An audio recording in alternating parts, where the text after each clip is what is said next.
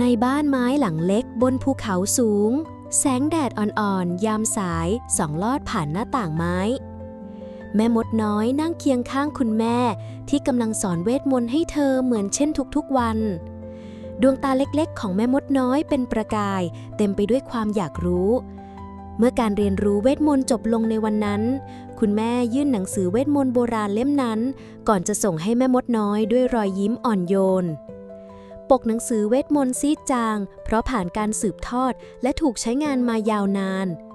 แม้มันจะดูเก่าแต่กลับเปล่งประกายด้วยแสงแห่งปัญญาอันล้ำค่าก่อนที่คุณแม่จะเอ่ยกับแม่มดน้อยว่านี่คือคาถามอบเวลาจำไว้นะลูกเวลาเป็นสิ่งล้ำค่าที่สุดในชีวิตจงใช้มันให้เกิดประโยชน์สูงสุดแม่มดน้อยรับหนังสือเล่มนั้นไว้ด้วยหัวใจที่พองโตเธอสัญญากับแม่ของเธอและตนเองว่าจะใช้เวทมนต์นี้เพื่อสร้างแต่สิ่งดีงามคืนนั้นแม่มดน้อยคว้านไม้กวาดคู่ใจฉันจะใช้เวทมนต์นี้ช่วยทุกคนให้พวกเขามีเวลาทำสิ่งที่ใฝ่ฝันเธอคิดในใจก่อนหันไปบอกลาคุณแม่แล้วบินทะยานขึ้นสู่ฟ้าแล้วเธอก็โบยบินออกจากภูเขามุ่งสู่เมืองใหญ่ที่เต็มไปด้วยแสงสีและความวุ่นวายจนเมื่อแม่มดน้อยบินผ่านบ้านหลังหนึ่งเธอเห็นคุณแม่ลูกเล็กกำลังเหน็ดเหนื่อยทั้งอุ้มลูกน้อยทั้งทำงานบ้านอย่างไม่หยุดหย่อนคุณแม่ถอนหายใจยาวถ้ามีเวลาเพิ่มอีกสัก2 ชั่วโมงก็คงดีอย่างน้อยฉันคงได้พักบ้างและมีโอกาสทำสิ่งที่ใจอยากทำ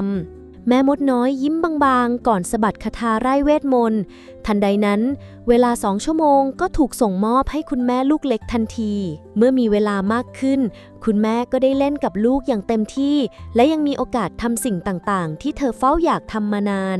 เมื่อทุกอย่างเสร็จสิ้นคุณแม่ลูกเล็กยิ้มเอ่ยคำขอบคุณอย่างซาบซึ้งก่อนที่แม่มดน้อยจะโบยบินจากไปแม่มดน้อยบินเข้าสู่เมืองอันแสนวุ่นวายด้วยความตั้งใจที่จะช่วยเหลือผู้คนตามที่เธอใฝ่ฝันระหว่างที่มองไปรอบๆเธอสะดุดตากับพนักงานบริษัทคนหนึ่งที่ยังนั่งก้มหน้าทำงานอยู่จนดึกดื่นแม่มดน้อยค่อยๆบินไปหยุดที่หน้าต่างใกล้โต๊ะทำงานนั้นเมื่อชายหนุ่มเงยหน้าขึ้นเห็นเธอเขาถอนหายใจแล้วบ่นพึมพำออกมาเบาๆว่างานยังเหลืออีกเยอะถ้ามีเวลาเพิ่มอีก4 ชั่วโมงก็คงดีจะได้ทำให้เสร็จแล้วกลับบ้านสักทีแม่มดน้อยได้ยินคำบ่นนั้นจึงยิ้มบางๆก่อนยกคาถาขึ้นร่ายเวทมนต์เบาๆทันใดนั้นเวลาพิเศษก็ปรากฏขึ้น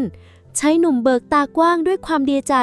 ก่อนเอ่ยคำขอบคุณแม่มดน้อยที่ยื่นมือมาช่วยเหลือเขาพนักงานบริษัทก็รีบสะสางงานจนเสร็จเรียบร้อยและในที่สุดก็ได้กลับบ้านไปหาครอบครัวอย่างสบายใจ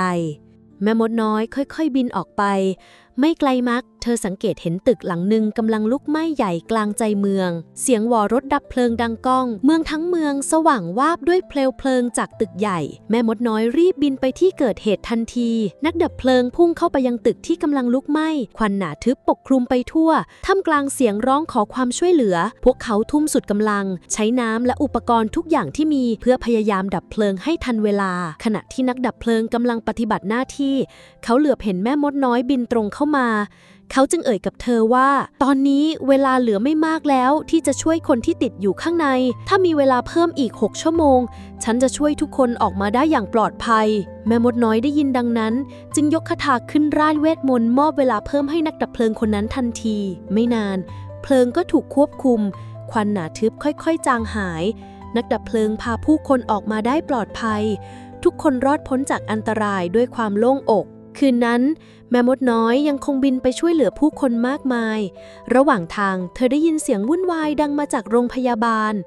เมื่อเขาใกล้แม่มดน้อยเห็นคุณหมอกำลังผ่าตัดคนไข้ที่เหลือเวลาไม่มากใบหน้าของคุณหมอเต็มไปด้วยความกังวลและความเร่งรีบขณะกำลังผ่าตัดอยู่นั้นคุณหมอเอ่ยปากกับพยาบาลว่าถ้าเรามีเวลามากกว่านี้ก็คงดีนะเราอาจจะช่วยชีวิตคนไข้คนนี้ได้แม่มดน้อยเห็นเหตุการณ์ตรงหน้าจึงค่อยๆยกคาถาขึ้นร่ายเวทมนต์มอบเวลาเพิ่มอีก5 ชั่วโมงให้กับคุณหมอทันใดนั้นความกังวลในห้องผ่าตัดก็พลันผ่อนคลายลงการผ่าตัดดำเนินต่อไปอย่างราบรื่นจนในที่สุดก็สำเร็จครอบครัวของคนไข้โผล่เข้ากอดกันน้ำตาแห่งความดีใจเอ่อล้นที่ชีวิตอันเป็นที่รักได้รับการช่วยเหลือไว้ทันเวลา วันต่อมาตอนที่แม่มดน้อยยังบินสูงขึ้นไปบนท้องฟ้าและพบเครื่องบินโดยสารลำใหญ่ที่สั่นไหวรุนแรงเพราะเครื่องยนต์เกิดขัดข้องผู้โดยสารต่างหวาดกลัวและส่งเสียงกรีดร้องระงมในห้องนักบินกัปตันกัดฟันแน่นมือกำคันบังคับไว้มั่นดวงตาเต็มไปด้วยความกดดันเขาพึมพำเสียงหนักแน่นว่าถ้ามีเวลามากกว่านี้ฉันจะสามารถนำเครื่องบินลำนี้ลงจอดได้อย่างปลอดภัยได้แน่แม่มดน้อยได้ยินถ้อยคำนั้นจึงยกคาถาขึ้นเป็นครั้งสุดท้ายแสงแห่งเวทมนต์โอบล้อมเครื่องบินพร้อมมอบเวลาเพิ่มให้กัปตันเครื่องบินค่อยๆลดระดับลงอย่างมั่นคงก่อนแตะรันเวย์ลงอย่างนิ่มนวลผู้โดยสารต่างส่งเสียงโห่ร้องแห่งความดีใจดังสนั่นไปทั่วสนามบินกัปตันถอนหายใจด้วยความโล่งอกก่อนยกมือขึ้นทำความเคารพขอบคุณแม่มดน้อยที่ลอยอยู่บนฟากฟ้าในค่ำคืนนั้นเองเมื่อแม่มดน้อยกลับถึงบ้านเธอล้มตัวลงบนเตียงไม้ในห้องใต้หลังคาของเธอด้วยความเหน็ดเหนื่อยเธออ่อนแรงเหลือเกินแต่เธอหลับไปได้เพียงครู่เดียวก็สะดุ้งตื่นขึ้นเช้าแล้วหรือเธอพูดพึมพำด้วยความงัวเงียเข็มนาฬิกาหมุนไปอย่างรวดเร็วอย่างไม่น่าเชื่อเวลาของเธอในแต่ละวันเหลือเพียง1 ชั่วโมงเท่านั้นวันแล้ววันเล่าที่เป็นอยู่เช่นนี้1 วันของแม่มดน้อยหมดไปอย่างรวดเร็วร่างกายของเธออ่อนแรงลงทุกทีไม่นานนักคุณแม่ลูกเล็กก็มาเยี่ยมแม่มดน้อยในมือของเธอมีขนมอบหอมกรุ่นที่ตั้งใจทำขึ้นเองเพื่อมอบให้แทนคำขอบคุณสำหรับความช่วยเหลืออันล้ำค่าที่แม่มดน้อยได้มอบให้แต่เมื่อเห็นสภาพแม่มดน้อยที่สู้ผอมและอ่อนแรงเธอก็ตกใจเกิดอะไรขึ้นกับเธอคุณแม่ลูกเล็กถามด้วยความเป็นห่วงแม่มดน้อยยิ้มอ่อนก่อนจะกล่าวกับคุณแม่ลูกเล็กว่าทุกชั่วโมงที่ฉันมอบให้เธอไปคือเวลาของฉันเองหลังจากการเยี่ยมแม่มดน้อยคุณแม่ลูกเล็กจึงแจ้งข่าวนี้ให้ทุกคนทราบทั้งคุณพนักงานบริษัทคุณหมอนักดับเพลิงและนักบินต่างรีบมาหารือกันและแล้วทุกคนก็รีบมาหาแม่มดน้อยถึงบ้านเมื่อได้เห็นสภาพของเธอต่างก็เต็มไปด้วยความตกใจและเป็นห่วงเราจะคืนเวลาให้เธอเองทุกคนเอ่ยพร้อมกันด้วยน้ำเสียงหนักแน่นโดยไม่ลังเลแม้แต่น้อยหลังจากที่ได้ฟังคำพูดของทุกคนแม่มดน้อยรู้สึกดีใจแต่เธอกลับใส่หน้าเบาๆและพูดว่าฉันเอาคืนเองไม่ได้ต้องเป็นความสมัครใจของทุกคนเมื่อได้ยินเช่นนั้นทุกคนพยักหน้าอย่างหนักแน่นพวกเขาจับมือกันหลับตาแล้วร่วมกันท่องคาถาคืนเวลาด้วยหัวใจที่เต็มไปด้วยความสำนึกในน้ำใจที่แม่มดน้อยมีต่อพวกเขาทันใดนั้นแสนแห่งเวลาค่อยๆไหลกลับสู่ร่างแม่มดน้อยร่างกายของเธอเปล่งประกายพลังชีวิตหวนคืนเวลาของเธอกลับมาเป็นของเธออีกครั้งทุกคนต่างรีบเข้ามาสวมกอดแม่มดน้อยไว้ด้วยความดีใจ